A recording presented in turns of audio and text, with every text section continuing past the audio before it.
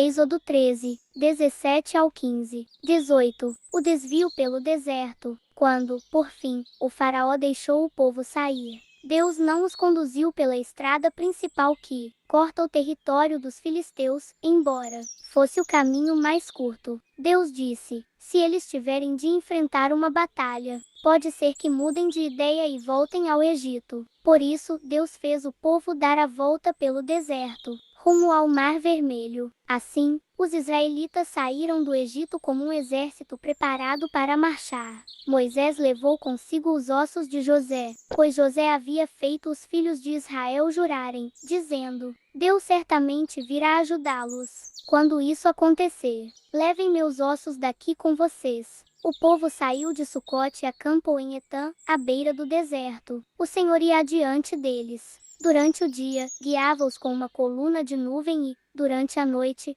fornecia luz com uma coluna de fogo. Isso permitia que caminhassem de dia e de noite, e a coluna de nuvem não se afastava do povo durante o dia, nem a coluna de fogo durante a noite. Capítulo 14. O Senhor disse a Moisés: ordene aos israelitas que deem a volta e acampem em Piairote, entre Migdol e o Março. Acampem ali, à beira do mar, em frente a Baal-Zefon. O faraó pensará: os israelitas estão vagando perdidos, prisioneiros do deserto. Mais uma vez, endurecerei o coração do faraó e ele os perseguirá. Planejei tudo isso para mostrar minha glória por meio do faraó e de todo o seu exército. Então os egípcios saberão que eu sou o Senhor. E os israelitas assim fizeram. Os egípcios perseguem Israel. Quando o rei do Egito soube que o povo de Israel havia fugido, ele e seus oficiais mudaram de ideia. O que fizemos? Perguntavam. Como podemos deixar todos os escravos israelitas escaparem? Então o faraó mandou preparar sua carruagem e convocou suas tropas. Levou consigo 600 dos melhores carros de guerra, além das demais carruagens de batalha do Egito, cada uma com seu comandante. O Senhor endureceu o coração do faraó, rei do Egito, para que ele perseguisse os israelitas, que haviam partido triunfantemente. Os egípcios os perseguiram com todas as forças do exército do faraó, todos os seus cavalos e carros de guerra, cavaleiros e tropas, e os alcançaram no acampamento em Piairote, à beira do mar, em frente a Baal-Zefon. Quando o faraó se aproximava, os israelitas levantaram os olhos, e viram os egípcios marchando contra eles. Em pânico, clamaram ao Senhor, e disseram a Moisés: por que você nos trouxe ao deserto para morrer? Não havia sepulturas no Egito. O que você fez conosco? Por que nos forçou a sair do Egito, quando ainda estávamos no Egito? Não lhe avisamos que isso aconteceria. Dissemos: deixe-nos em paz. Continuaremos a servir os egípcios. Afinal, é melhor ser escravo no Egito que ser um cadáver no deserto. Moisés, porém, disse: não tenham medo, apenas permaneçam firmes. E vejam como o Senhor os resgatará neste dia. Vocês nunca mais verão os egípcios que estão vendo hoje. O próprio Senhor lutará por vocês. Fiquem calmos. A fuga pelo Mar Vermelho. Então o Senhor disse a Moisés: por que você está clamando a mim? Diga ao povo que marche. Tome sua vara e estenda a mão sobre o março. Divida as águas para que os israelitas atravessem pelo meio do mar. Em terra seca, endurecerei o coração dos egípcios, e eles virão atrás de vocês. Mostrarei minha glória por meio do faraó e de suas tropas, seus carros de guerra e seus cavaleiros. Quando minha glória se manifestar por meio do faraó, e de seus carros de guerra e seus cavaleiros, todo o Egito a verá e saberá que eu sou o Senhor. Então o anjo de Deus, que ia adiante do acampamento de Israel, se posicionou atrás do povo. A coluna de nuvem também mudou de lugar. Foi para a retaguarda, e ficou entre o acampamento egípcio e o acampamento de Israel. A nuvem escura trouxe trevas para os egípcios, mas luz para os israelitas. Com isso, os dois grupos não se aproximaram durante toda a noite. Então Moisés estendeu a mão sobre o mar e, com um forte vento leste, o Senhor abriu caminho no meio das águas. O vento soprou a noite toda, transformando o fundo do mar em terra seca, e o povo de Israel atravessou pelo meio do mar, caminhando em terra seca, com uma parede de água de cada lado. Os egípcios, com todos os seus cavalos, carros de guerra e cavaleiros, perseguiram o povo até o meio do março. Mas, pouco antes de amanhecer, do alto da coluna de fogo e de nuvem o Senhor olhou para o exército dos egípcios, e causou grande confusão entre eles. Ele travou as rodas dos carros, dificultando sua condução. Fujamos daqui, para longe do povo de Israel, gritaram os egípcios. O Senhor está lutando por eles e contra o Egito. Então o Senhor disse a Moisés: estenda a mão sobre o mar outra vez. E as águas correrão fortemente de volta a seu lugar e cobrirão os egípcios, seus carros de guerra e seus cavaleiros. Assim, ao amanhecer, Moisés estendeu a mão sobre o mar, e as águas voltaram fortemente a seu lugar. Quando os egípcios tentaram escapar, foram de encontro às águas, e o Senhor os arrastou para dentro do mar. As águas voltaram e cobriram todos os carros de guerra e cavaleiros, todo o exército do faraó. Nenhum dos egípcios que havia perseguido os israelitas até o meio do mar sobreviveu. O povo de Israel, por sua vez, atravessou pelo meio do mar, em terra seca, enquanto as águas formavam uma parede de cada lado.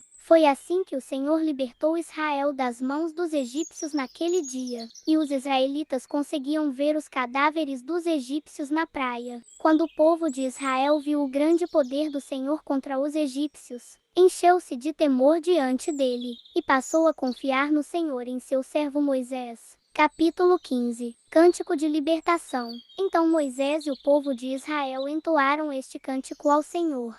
Cantarei ao Senhor, pois ele triunfou gloriosamente. Lançou no março o cavalo e seu cavaleiro. O Senhor é minha força e minha canção. Ele é meu Salvador. É o meu Deus e eu o louvarei. É o Deus de meu pai e eu o exaltarei. O Senhor é guerreiro. Javé é seu nome. Lançou no mar os carros de guerra e as tropas do faraó. Os melhores oficiais egípcios se afogaram no Mar Vermelho. Águas profundas os encobriram e afundaram como pedra. Tua mão direita, ó Senhor, é gloriosa em poder. Tua mão direita, ó Senhor, despedaça o adversário. Na grandeza de tua majestade, derrubas os que se levantam contra ti. Envias tua fúria ardente, que os consome como palha, com o forte sopro de tuas narinas. As águas se amontoaram, como muralhas se levantaram, e no coração do mar se endureceram. O inimigo dizia: eu os perseguirei e os alcançarei. Eu os saquearei e deles me vingarei. Puxarei minha espada, e com forte mão os destruirei. Mas tu sopraste com teu fôlego, e o mar os encobriu. Afundaram como chumbo, nas águas poderosas. Quem entre os deuses é semelhante a ti, ó Senhor?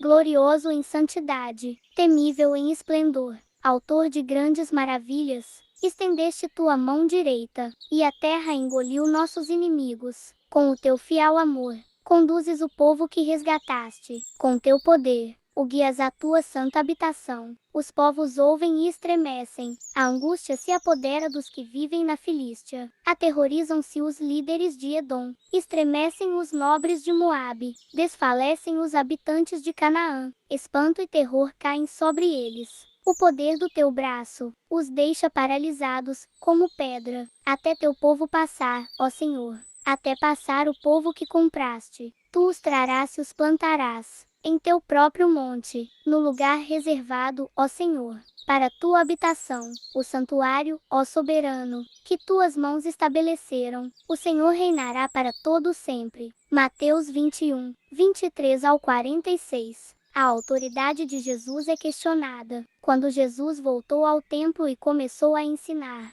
os principais sacerdotes e líderes do povo vieram até ele e perguntaram: com que autoridade você faz essas coisas? Quem lhe deu esse direito? Jesus respondeu: eu lhes direi com que autoridade faço essas coisas se vocês responderem a uma pergunta. A autoridade de João para batizar vinha do céu ou era apenas humana? Eles discutiram a questão entre si. Se dissermos que vinha do céu, ele perguntará por que não cremos em João. Mas, se dissermos que era apenas humana, seremos atacados pela multidão, pois todos pensam que João era profeta. Por fim, responderam a Jesus: Não sabemos. E Jesus replicou: Então eu também não direi com que autoridade faço essas coisas. A parábola dos dois filhos. O que acham disto? Um homem que tinha 2 filhos disse ao mais velho: Filho, vá trabalhar no vinhedo hoje. O filho respondeu: Não vou. Mas depois mudou de ideia e foi. Então o pai disse ao outro filho: Vá você. E ele respondeu: Sim, senhor, eu vou. Mas não foi. Qual dos dois obedeceu ao pai? Eles responderam: O primeiro. Então Jesus explicou: Eu lhes digo a verdade: cobradores de impostos e prostitutas entrarão no reino de Deus antes de vocês. Pois João veio e mostrou o caminho da justiça, mas vocês não creram nele, enquanto cobradores de impostos e prostitutas creram. E, mesmo depois de verem isso, vocês se recusaram a mudar de ideia e crer nele. A parábola dos lavradores maus. Agora, ouçam outra parábola. O dono de uma propriedade plantou um vinhedo, construiu uma cerca ao redor, um tanque de prensar e uma torre para o guarda. Depois, arrendou o vinhedo a alguns lavradores e partiu para um lugar distante. No tempo da colheita da uva, enviou seus servos a fim de receber sua parte da colheita. Os lavradores agarraram os servos, espancaram um deles, mataram outro e apedrejaram o terceiro. Então o dono da propriedade enviou um grupo maior de servos para receber a parte dele. Mas o resultado foi o mesmo. Por fim, o dono enviou seu filho, pois pensou: certamente respeitarão meu filho. No entanto, quando os lavradores viram o filho, disseram uns aos outros: Aí vem o herdeiro da propriedade. Vamos matá-lo e tomar posse desta terra. Então o agarraram, o arrastaram para fora do vinhedo e o mataram. Quando o dono da terra voltar, o que vocês acham que ele fará com aqueles lavradores? Perguntou Jesus. Os líderes religiosos responderam: Ele os matará cruelmente e arrendará o vinhedo para outros, que lhe darão sua parte depois de cada colheita. Então Jesus disse: Vocês nunca leram nas Escrituras: a pedra que os construtores rejeitaram se tornou a pedra angular. Isso é obra do Senhor, e é maravilhosa de ver. Eu lhes digo que o reino de Deus lhes será tirado e entregue a um povo que produzirá os devidos frutos. Quem tropeçar nesta pedra será despedaçado, e aquele sobre quem ela cair será reduzido a pó. Quando os principais sacerdotes e fariseus ouviram essa parábola, perceberam que eles eram os lavradores maus a que Jesus se referia. Queriam prendê-lo, mas tinham medo das multidões, pois elas o consideravam um profeta. Salmos 26, 1 ao 12. Salmo de Davi. Declara-me inocente, Senhor, pois tenho vivido com integridade, tenho confiado no Senhor sem vacilar. Põe-me à prova, Senhor, e examina-me. Investiga meu coração e minha mente, pois estou sempre consciente do teu amor, e tenho vivido de acordo com a tua verdade. Não passo tempo com mentirosos, nem ando com hipócritas. Detesto as reuniões dos que praticam o mal, e não me associo aos perversos. Lavo as mãos para declarar minha inocência. Venho ao teu altar, ó Senhor, para entoar um cântico de gratidão e anunciar todas as tuas maravilhas. Amo o teu santuário, Senhor, o lugar onde habita a tua presença gloriosa. Não permitas que eu tenha o destino dos pecadores. Não me condenes junto com os assassinos. Eles têm as mãos sujas de tramas perversas e vivem a aceitar subornos. Eu, porém, vivo com integridade. Resgata-me e tem misericórdia de mim. Agora estou em solo firme, e louvarei o Senhor no meio do povo. Provérbios 6, 16 ao 19. Há 6 coisas que o Senhor odeia, ou melhor, 7 coisas que ele considera detestáveis: olhos arrogantes, língua mentirosa, mãos que matam o inocente, coração que trama maldade, pés que se apressam em fazer o mal, testemunha falsa que diz mentiras, e aquele que semeia desentendimento entre irmãos.